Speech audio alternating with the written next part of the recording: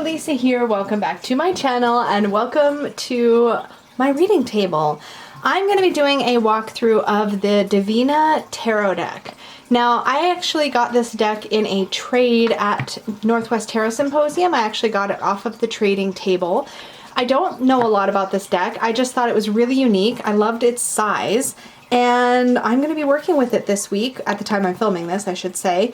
So I'm going to take us through a first impressions walkthrough and I guess kind of, yeah, first impressions. We'll see what comes through as we look at all these cards together.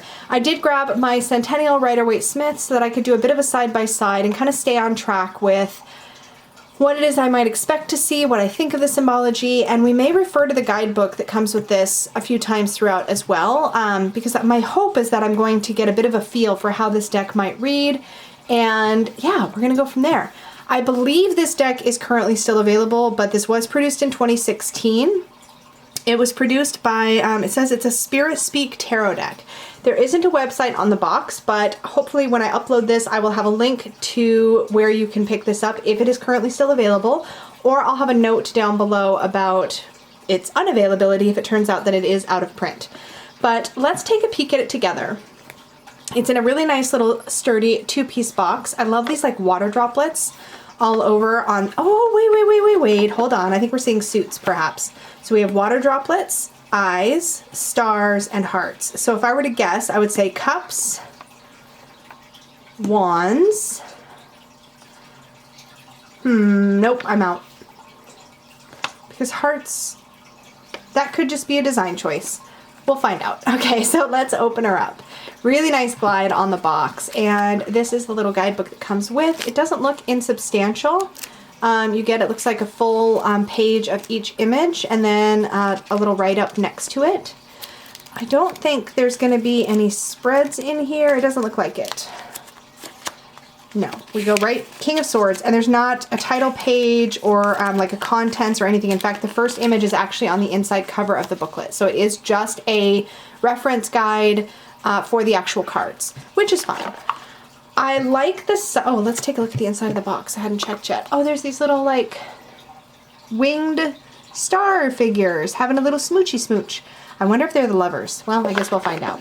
So I'm going to set this little box aside, and the cards themselves, size-wise, you'll be able to see, are quite small. So I'm guessing these are about maybe bridge size. I always guess. I have no idea. If anybody actually knows, let me know. But they have a really nice, like, glidey, slidey feel to them. They remind me of, like, sort of original cardstock. So something a little bit more like this, right? Like where it's not matte, but it's not glossy. Something sort of in between.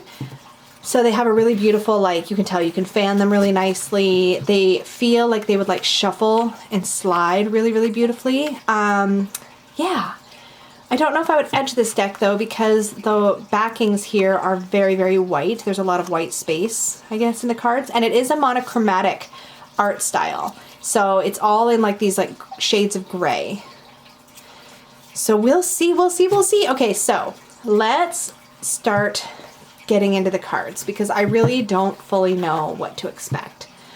So I'm gonna get us zoomed in. Boop, boop, boop. That should be good. And we'll take a look. So first here, I'm just gonna grab a sip of my beverage. First we have the Fool. And in the Fool, we have this hand dangling over the side of a cliff, holding a key, and we have somebody sort of at the bottom looking right up into it, which is really interesting. It's almost as if you get this feeling like the invitation is coming from above, and it's just about accepting that invitation, which is interesting. In the Magician, we have all four tools like we would be used to seeing, and the hand is sort of the dominant symbol in the card. So you definitely, with the flames all around it, get the idea of power and of sort of creation and of manifesting. Whereas with, I think, the traditional Magician in the Rider-Waite-Smith, we also have more of that idea of performance, perhaps even coming through in the card. Our High Priestess, we have two pillars for sure. The veil seems to be made up of almost what I could imagine is water and blood. I don't know if that's what it's meant to be. There's something about that color contrast that makes me think of that though. And we get this sort of egg idea here. There's a skull. There's a sword underneath, and I don't think we typically see a sword in the High Priestess. So I'm going to just refer to the guidebook because I'm super curious what it has to say here.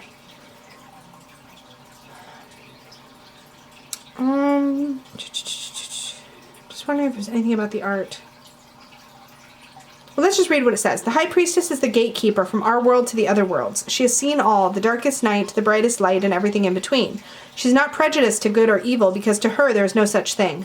Under the High Priestess's understanding, every energy has its place in time. Part of her job is navigating that. She values life and death equally and finds ultimate peace in seeing the cycle of birth, death, and rebirth. She does not harbor fear or find comfort in extreme ways of thinking and is most open to esoteric knowledge. This is why many tarot readers look to her for guidance. Sometimes she can be blunt or come off as uncaring. This is only because her knowledge reaches deep and she can't see the importance of putting on niceties to make others more comfortable. She has many more pressing thoughts to work through. So that's really interesting. So with that in mind, you see like death here and egg here and then this like circle in the center. So that idea of sort of death or rebirth and the balance between the two. And you also get this idea of sort of of upward moving energy here and downward moving energy there. So you get that balance of light and dark. So that's interesting. Oops. The Empress, we have sort of, to me, the number 3 is the prevalent symbol. Even though it's like, this is also a 2. Interestingly, actually, I feel like the numerology is coming through in this artwork. So I was just looking at some of the other cards, but like, so for example, in the High Priestess, we really have this duality between life and death. Whereas here we have a triangle is a very good numerological symbol for the number 3, but we have all these like fruits and bounty sort of surrounding that 3 with the star in the center. I don't know, you guys. So the Emperor is interesting. Oh, let's flip over here too. We have the throne. We have money and power kind of looking like the primary sort of symbols of this card. In the Hierophant, we have these 2 hands sort of connected to spirit, it looks like, nurturing this plant. I don't know, you guys. I might have to take the Rider-Waite-Smith away because I think it actually might be yeah, I'm going to take the Rider-Waite-Smith away. I almost feel like it's actually creating more distraction to taking in this artwork because I don't think it necessarily follows quite a predictable symbolic structure. Okay, so let's look at it for what it is. In the Lovers, we have 2 figures. Interestingly here, though, it looks like they're each turning their back to one another and doing their own thing, which is kind of the opposite of what I would normally see in a Lover's card. In the Chariot, we have this road and we have sort of this dumbbell being lifted up with both hands. So you definitely get the idea of drive and determination, perhaps. In the Strength card, we have the tree. And the Hermit, the single figure holding a candle. In the Wheel of Fortune, we have the wheel, we have all 4 elements. In Justice, we have skulls on either side, roses on either side. We have the scale. Oh my gosh, my dog is trying to figure out how to leave my room and my door is just not quite open wide enough and he was just like stuck. It was the cutest thing. Okay, I just let him out. Hanged Man, you definitely get the idea here of the bound hands with the released bird. That definitely makes sense to me. It's probably one of the first that has fully made sense to me, if I'm being completely honest. I mean, I can definitely see the High Priestess, I can definitely see the Fool, but some of these other ones are, oh boy guys, I don't know. This one's feeling a little abstract to me. The Death card, this totally works. We have the sort of death figure, the representation of death with the scythe. And the Temperance card, I get a healing vibe from this card. The Devil, this feels like self-sabotage to me, just the way it's artistically depicted. The Tower. Again, we see the actual figure is kind of being destroyed, so that works. The Star, the Moon, reaching up from the subconscious sort of towards the light of the moon, that could work. I say could work, I'm just kind of thinking of what my initial impressions are with how I might read this. Because I want to make sure that when I'm exploring new decks to work with, that they're decks that are gonna speak to the way my intuition works, and this one I'm struggling with a bit, to be completely honest. Judgment. The World. I love this idea of being crowned in the World card. That makes a lot of sense to me. Ace of Pentacles, gifts and bounty. We have a pomegranate, an apple, a pineapple, lots of other fruit. The Two of Pentacles, we have the feet up here and the hands down here. Three of Pentacles, and we get this idea of a progression or a direction. I actually really like this Four of Pentacles. This one makes sense to me. You get this idea of clinging and suspicion, almost of like, don't take what's mine. The Five of Pentacles, we have the Tear. Six of Pentacles, sharing energy, so that works. Seven of Pentacles, the Harvest. And then also here, almost like what is necessary, like what blood, sweat, and tears have gone into getting that harvest. So this really works for me. Eight of Pentacles, and we've got the double structure of the home represented there. The Nine of Pentacles, and literally smelling the roses. Some of them, like, I feel like some of them just right away I get them, and others not so much. Like here, the Ten of Pentacles with the feet, I don't know how I feel about that one. The Page of Pentacles with hands, that makes sense. Page of Pentacles to me are people that like aren't afraid to get their hands dirty or really get to work. Knight of Pentacles. I'm pretty sure that is the constellation for, oh boy, is that Taurus? I'm really bad with constellations. I hope it's the sign that the Knight of Pentacles is like associated with. That'd be good. Queen of Pentacles. The King of Pentacles with his stacks of money, that works. The Ace of Swords. The Two of Swords.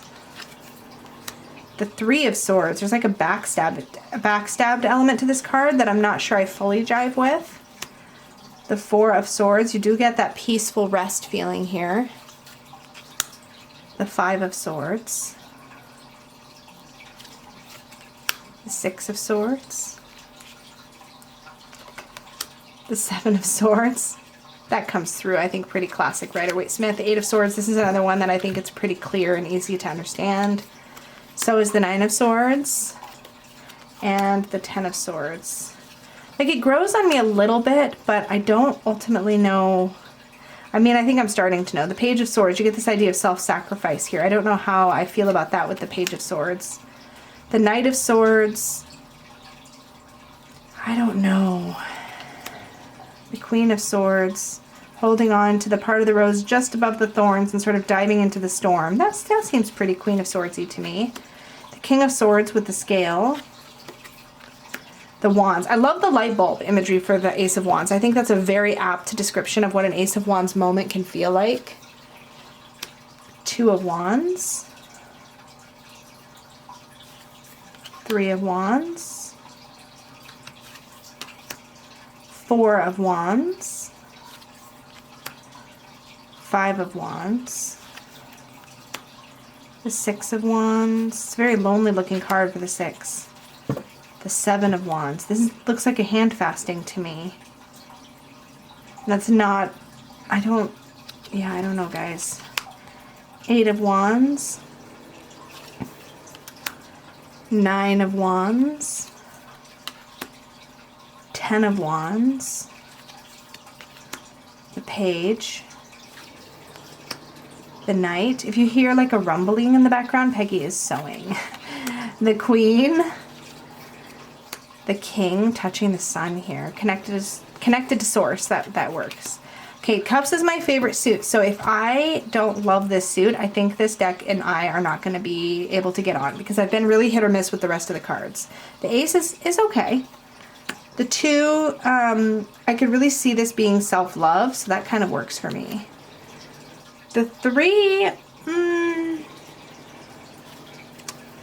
the Four, the Five. No, you guys, I don't think this one's doing it. The Nine is my deal breaker card, so let's see. The Seven, that's a pretty good 8, although it doesn't feel as empowered as I kind of want it to feel because it looks like a lot of heartbreak and sadness is what you're leaving, and sometimes in an 8 of Cups moment, you're actually leaving something that on the outside looks pretty good. It's just, it's no longer for you, right? The 9. Okay, that's a sweet 9, but this literally looks like the 10 of Cups to me with the couple here and then this almost rainbow-like arch of the cups. That does look like 10 of Cups too, though. So Oh, I love that she's cradling the fish in the Page of Cups. That's pretty sweet. The Knight of Cups, Queen of Cups, and King of Cups. You guys, I don't think this deck is for me. Is this like, I feel like I've had a couple of misses lately for decks, but I don't think this deck is meant for me. I really don't. I think it's really interesting the way that it's depicted. And this art style, I feel like for a person that like connects with it, I think could be really good for really reading intuitively. I think that if this kind of art that like feels a little bit kind of wild and abstract, I think if this is something that really speaks to you, you would probably obviously really enjoy this deck. But there's something almost too chaotic about it for me, or to me rather. And it's just, I just kind of felt more and more disenchanted with it as I went through. And the one sort of main gripe I think I would personally have that might have helped me get over the hump with this deck is that it doesn't appear that the guidebook actually describes what's happening in the artwork and how it relates to the energy of the card. And because the artwork is more unique, that's kind of a bummer, because if I don't immediately connect with the way it's depicted and I don't get the artist's perspective to really understand it, it won't necessarily work. Now, that being said, I believe this is like sort of like the little sister to another deck. And if that other deck, which I believe is called the Spirit Speak Tarot, I think is what it said here, a Spirit Speak Tarot deck. I think this is sort of a little sister to that deck. And so if you already have and enjoy and understand the Spirit Speak Tarot, and if it really works for you, then this deck probably as a bit of an offshoot of that deck will probably work really well for you. And for all I know, the Spirit Speak Tarot does describe what's happening in the art more, and it's got more of that sort of tie-in. And maybe this even has some similar symbols in it. I'm literally guessing, I don't really know. But I think for me, this is going to be, this is not going to be a deck that I ultimately keep. So I will be probably putting this up for trade in the Supportive Tarot Facebook group on our next Trade Tuesday post. So, or the next one that I participate in, I will probably offer this deck up for trade. It's in beautiful condition, and it's really nice. The cardstock is absolutely lovely. It's like this really beautiful, like glidey cardstock. And I think, like I said, I think if this is a type of art that you really resonate with, then I think you'd probably really love. Look at that fan though. Can we just talk about that for a second? Like, as much as I love a good silk matte lamination cardstock or a rose petal finish, there's something about this semi-gloss, this like sort of classic finish that's so beautiful for fanning and such. Oh, I love it. So that, my friends, is my unboxing and first impressions of the Spirit Speak Tarot. I'd be super curious to hear what you think about this deck. Do you have this one? What did you think of it as I flipped through it? Did you have any impressions on the artwork? Do you think I'm totally like missing the boat? I'm always curious about our different takes on the tarot. So definitely let me know down below what you think about this deck. And I look forward to your guys' feedback and continuing the discussion in the comments. Remember to like and share this video if you know of anybody who is looking or curious about this deck, and remember to subscribe if you're new here so that you see my videos in your feed, your subscription feed, and you know when I've put out new content. Thank you so much. If you would like to book a reading with me, you can do that over at supportivetarot.com. Thanks guys. Bye.